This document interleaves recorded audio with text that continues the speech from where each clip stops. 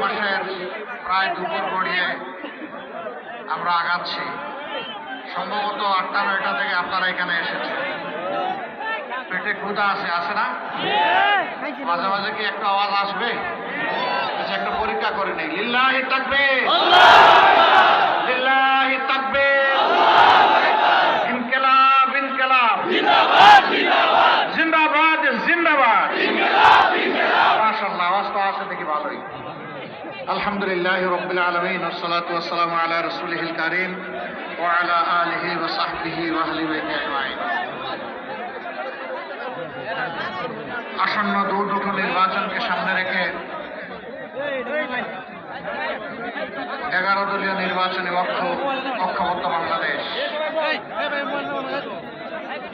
এর আয়োজনে আজকের নির্বাচনী জনসভার সম্মানিত সভাপতি, সভা মঞ্চে বসা 11 দলের সম্মানিত নেতৃবৃন্দ, শহীদ পরিবারের সদস্যবৃন্দ, বীর মুক্তিযোদ্ধাবৃন্দ, 24-এর লড়াকু যোদ্ধাবৃন্দ, প্রিয় কিশোরগঞ্জবাসী, এই জেলাটি নানা বৈচিত্র্যে সমৃদ্ধ।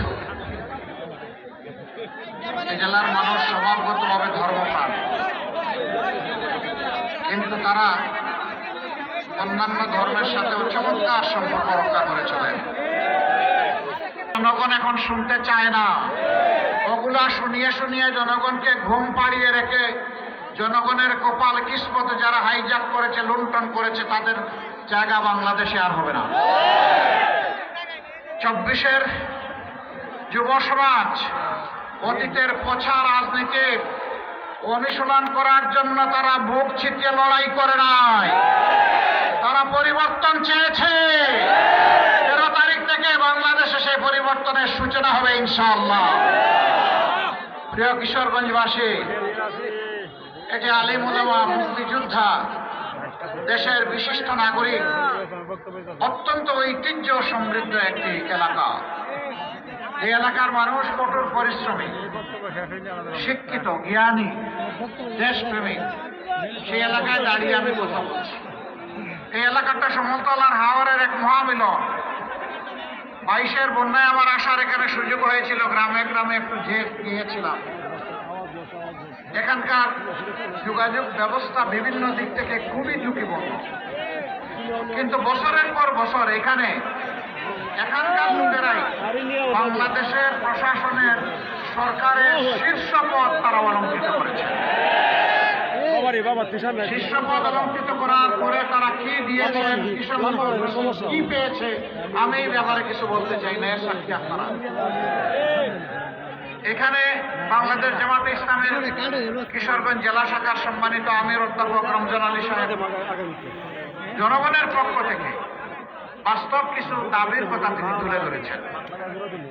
আমি আপনাদেরকে সাক্ষী রেখে ঘোষণা করছি, কিশোরগঞ্জের 6টি আসন বাংলাদেশের সকল জায়গার মতো মহান আল্লাহর উপর ভরসা করে আগামীর একটি দুর্নীতিমুক্ত, চাঁদাবাজ মুক্ত, আগামীর একটি মামলাবাজ মুক্ত, আগামীর একটি শোষণ মুক্ত, বৈষম্য মুক্ত, পারিবারিক দাপট এবং জমিদারি মুক্ত একটি বাংলাদেশ গড়ার জন্য আপনারা মেহেরবানি করে আমাদেরকে আপনাদের দোয়া, ভালোবাসা এবং পবিত্র বুকগুলার আমানত আমাদেরকে দিন। আমরা কথা দিচ্ছি, আমরা ইনশাআল্লাহ ইনসাফের ভিত্তিতে আমাদের সমস্ত শক্তি দিয়ে আপনাদের রাস্তার প্রতিদান দেব ইনশাআল্লাহ। প্রিয় কিশোরগঞ্জবাসী, জুলাই যোদ্ধারা যখন রাস্তায় নেমেছিল, তখন যেমন আমাদের ছেলেরা যে যুদ্ধ করেছে, লড়াই করেছে, আমাদের মেয়েরাও লড়াই করেছে। এই দেশে আমাদের ছেলে মেয়েদের, মা বোনদের, আবাল বৃদ্ধ বনিতা, সাধারণ মানুষের কোনো নিরাপত্তা নেই। আগে তো আমার নিরাপত্তা, তারপরে আমার উন্নতি, দুটাই আমার দরকার, কোনোটাই আমাদের নাই। বিপুল সংখ্যক যুবক তারা জবলেস, তারা বেকার, তারা রাস্তায় নেমে বলে নাই যে আমাদেরকে বেকার ভাতা দেন। তারা সেদিন বলেছিল উই ওয়ান্ট জাস্টিস। আমরা চাই আমাদের মেধার উপর সুবিচার করা হোক। কোন মামু খালুর লাল টেলিফোনে অথবা অ্যান্ড্রয়েড মোবাইলের টেলিফোনে কোন রাজনৈতিক প্রভাবে আমার কপাল যেন চূড়াবালিতে হারিয়ে না যায়। আমার কপাল আমাকে দিতে হবে। আমার যোগ্যতা মেধা অনুযায়ী আমার কাজ আমার হাতে তুলে দিতে হবে। এই দাবি নিয়ে তারা রাস্তায় নেমেছিল। প্রিয় যুবকেরা, কথা দিচ্ছি ইনশাআল্লাহ আমরা তোমাদেরকে শিক্ষা প্রশিক্ষণ দিয়ে তোমাদের হাতকে বাংলা গড়ার কারিগরের হাতে পরিণত করব ইনশাআল্লাহ। তোমাদের হাতে বেকার ভাতা নয়, তোমাদের দাবি অনুযায়ী তোমাদের মর্যাদার সাথে সঙ্গতি রেখে সেই কাজগুলা তোমাদের হাতে তুলে দেবো ইনশাআল্লাহ। বাংলাদেশ তোমরাই গড়বা, তোমরাই চালাবা। সেদিন তোমরা গর্ব করে বলবা আমি বাংলাদেশ, আমরাই বাংলাদেশ, এটি আমার প্রিয় বাংলাদেশ। সেই দিনের অপেক্ষায় যুবকেরা আছে। এই দেশটাকে তোমাদের হাতে তুলে দিতে চাই। তোমরা কি প্রস্তুত? হাত তুলে বলো তোমরা প্রস্তুত আছো? গ্রহণ করো। বাংলাদেশ নামের একটা উড়োজাহাজ, ওই উড়োজাহাজের ককপিটে ড্রাইভিং সিটে আমরা তোমাদেরকে বসিয়ে দেবো ইনশাআল্লাহ। এই দেশকে নিয়ে তোমরা সামনের দিকে আগাবা। পিছনে ফিরে তাকানোর সময় আমাদের শেষ। এখন শুধু সামনে এগিয়ে যাওয়ার পালা।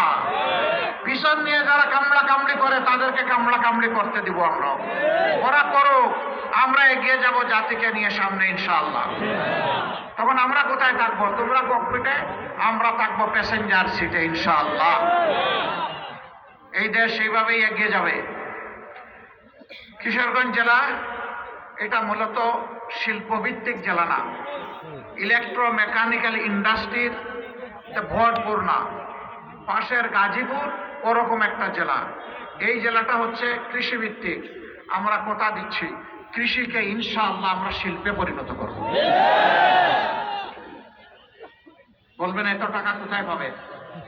ওই যে আমাদের দেশ থেকে 28 লক্ষ কোটি টাকা চুরি করে বিদেশে পালিয়ে গেছে, ওদের পেটের ভিতরে হাত ঢুকে সেই টাকা বের করে আনবো ইনশাআল্লাহ।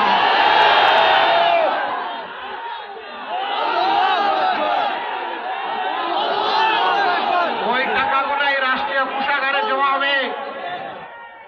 এ দিয়ে ইনসাফ ভিত্তিক ভাবে 56,000 বর্গ মাইলের উন্নয়ন সাধন করা হবে ইনশাআল্লাহ। এখানে প্রেসিডেন্ট সাহেবের বাড়ি, প্রধানমন্ত্রীর বাড়ি, মন্ত্রী পরিষদ সদস্যের বাড়ি, এইগুলা দেখার আমাদের কোনো সময় থাকবে না। যে এলাকাকে তার ন্যায্য পাওনা থেকে যত বেশি বঞ্চিত করা হয়েছে, আগামীর উন্নয়ন সেই এলাকায় তত বেশি চলে যাবে ইনশাআল্লাহ। বাংলাদেশের 3 ভাগের 1 ভাগ হাওড় এলাকা। এই হাওড় আমাদের পেটের খাদ্যের যোগান দেয়। শুধু ডাল আর ভাত না, এই হাওড় আমাদেরকে প্রোটিনও সরবরাহ করে। কিন্তু আজকে নদীগুলাকে খুন করা হয়েছে, আজকে জমাট বেঁধে হাওড়গুলা, বিলগুলা ধ্বংস হয়ে গিয়েছে। আমরা এগুলাতে হাত দিব ইনশাআল্লাহ। নদীর জীবন ফিরে আসলে বাংলাদেশের জীবন ফিরে আসবে ইনশাআল্লাহ। কাজেই নদী দিয়েই আমাদের উন্নয়নের সংস্কার ইনশাআল্লাহ শুরু হবে। এরপরে আস্তে আস্তে ক্রমান্বয়ে সব দিকে নজর দেওয়া হবে। মা বোনদের প্রতি আমরা দারুণ কৃতজ্ঞ। প্রথমত মায়ের সন্তান, মাদের গর্ভ থেকেই আমরা সবাই দুনিয়ায় এসেছি। মায়ের বুকের দুধ খেয়ে বড় হয়েছি, মায়ের বুকের বিছানায় লালিত পালিত হয়েছি, মায়ের স্নেহ যত্ন আদরে ভালোবাসায় লেখাপড়া করেছি। এই মায়ের কোনো ঋণ পরিশোধ করা কি আমাদের পক্ষে সম্ভব? সম্ভব না। কিন্তু আমাদেরকে কৃতজ্ঞ চিত্তে পরিশোধ করার চেষ্টা করতে হবে ইনশাআল্লাহ। জুলাই আন্দোলনেও জুলাইয়ের 15 তারিখ যখন ঢাকা বিশ্ববিদ্যালয়ে আমাদের কলিজার টুকরা মেয়েদের গায়ে উচ্ছৃঙ্খল সন্ত্রাসীরা হাত দিয়েছিল, সেই দিনই বাংলাদেশে আগুন জ্বলে উঠেছিল। মানুষ সব কিছু সহ্য করতে পারে, কিন্তু তার মার অপমান সহ্য করতে পারে না। সমানভাবে তরুণদের সাথে তরুণীরা, যুবকদের সাথে যুবকেরা, ভাইয়ের সাথে বোনেরা, বাবার সাথে মায়েরা 24-এ যুদ্ধ করেছে। আমরা মাদেরকে কথা দিচ্ছি ইনশাআল্লাহ আপনাদেরকে সমাজের সবচেয়ে সম্মানিত অংশ হিসাবেই আমরা মাথায় তুলবো ইনশাআল্লাহ। এটা আমাদের দায়িত্ব। যে জাতি মাকে সম্মান করে আল্লাহ তাআলা তাদের সম্মান বৃদ্ধি করে দেন, আর যে জাতি মায়ের সম্মান রাখতে পারে না আল্লাহ তাআলা তাদের সম্মান উঠিয়ে নেন, এরা অপমানিত হয়। বিভিন্ন জায়গায় কিছু উৎপাত আছে, মাদের সাথে কিছু অভদ্র আচরণ করা হয়, অশালীন আচরণ করা হয়, আমি তার প্রতিবাদ করি। কিছু লোক এখন আমার পিছনে লেগে গেছে। আমার টুইটার, যেটাকে এখন এক্স বলে, সেই এক্স আইডি হ্যাক করে অত্যন্ত নোংরা মেসেজ সেখান থেকে দেওয়া হয়েছে। আমাদের আইটি টিম, সাইবার টিম খুব দ্রুত সেটাকে রিকভারি করে ব্যবস্থা নিয়েছে এবং পেয়েও গেছে যে কোন জায়গা থেকে কারা এই কাজ করেছে। আশ্চর্যের বিষয়, একটি রাজনৈতিক সংগঠন এই সব কিছু স্পষ্ট হওয়ার পরেও এইটা নিয়ে তারা এখন ব্যবসা করছে। বন্ধুরা, মানুষ চিনে কে কাকে কিভাবে সম্মান করে। আপনারা, ধন্যবাদ। আমরা অনেক জায়গায় হয়তো আমাদের কথা নিয়ে যেতে পারছি না সময়ের সীমাবদ্ধতার কারণে। আপনারা যেভাবেই হোক আমাদের কথাগুলো পৌঁছে দিচ্ছেন, এই জন্য আপনাদেরকে ধন্যবাদ। যদি ভালো জিনিস করে থাকেন আল্লাহ আপনাদেরকে সম্মানিত করবেন। যদি কারো চরিত্র হননের জন্য উদ্দেশ্য প্রণোদিতভাবে কিছু করেন তাহলে রাসূল করিম সাল্লাল্লাহু আলাইহি সাল্লামের হাদিস অনুযায়ী ওই পাওনাটা সমঝে নেওয়ার জন্য প্রস্তুত থাকতে হবে। আমরা সকলের জন্য আল্লাহর দরবারে হেদায়েতের দোয়া করি।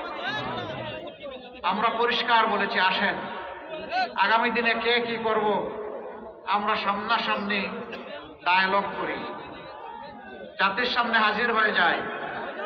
খোলা ময়দানে জাতি আমাদেরকে প্রশ্ন করুক, আমরাও জবাব দেই, আপনারাও জবাব দেন, আর সিদ্ধান্ত নেওয়ার দায়িত্বটা জাতির উপর ছেড়ে দেন।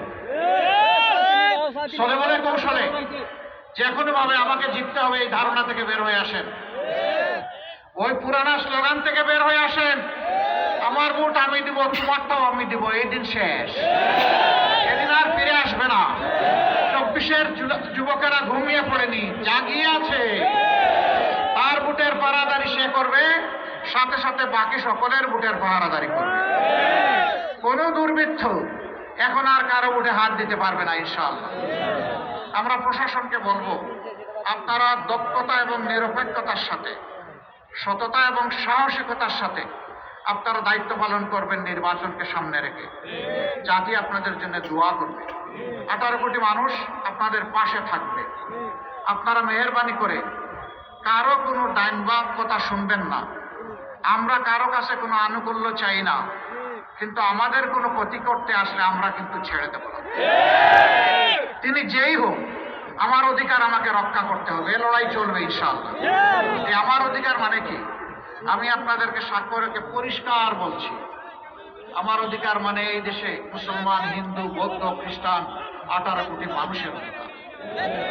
আমরা জামাতে ইসলামের দলীয় সরকার কায়েম করতে চাই না, জামাতে ইসলামের বিজয় আমি চাই না। আপনারা বলবেন আশ্চর্য, আমরা তো সেই বিজয়ের জন্য মিছিল দিচ্ছি আর আপনি চান না, এটা কোন ধরনের কথা? আমি চাই না, আমি 18 কোটি মানুষের বিজয় চাই। 18 কোটি মানুষের বিজয় হলে সে বিজয় আমাদের সবার। দল, গোষ্ঠী, পরিবারতান্ত্রিক রাজনীতির কোনো বিজয় আমাদের কাছে নেই। বার্তা আমাদের অত্যন্ত পরিষ্কার। এই পথে পুরানা রাস্তায় যারা হাঁটতে চাইবেন, অন্ধকার গলিতে, তাদের রাস্তায় তারা হাঁটুক, আমরা সদর রাস্তায়, আলোকিত রাস্তায় হাঁটবো ইনশাআল্লাহ। আর জাতি এই আলোকিত রাস্তায় হাঁটবে। জাতি কোন দিকে ইতিমধ্যে আলামত স্পষ্ট। যুব সমাজ সিদ্ধান্ত দিয়ে ফেলেছে, 5টা পাবলিক বিশ্ববিদ্যালয়ের নির্বাচনে বলে দিয়েছে আমরা ন্যায় ইনসাফের পক্ষে, আমরা আগামী নতুন বাংলাদেশের পক্ষে। পক্ষে এই রায় তারা দিয়ে দিয়েছে। মায়ের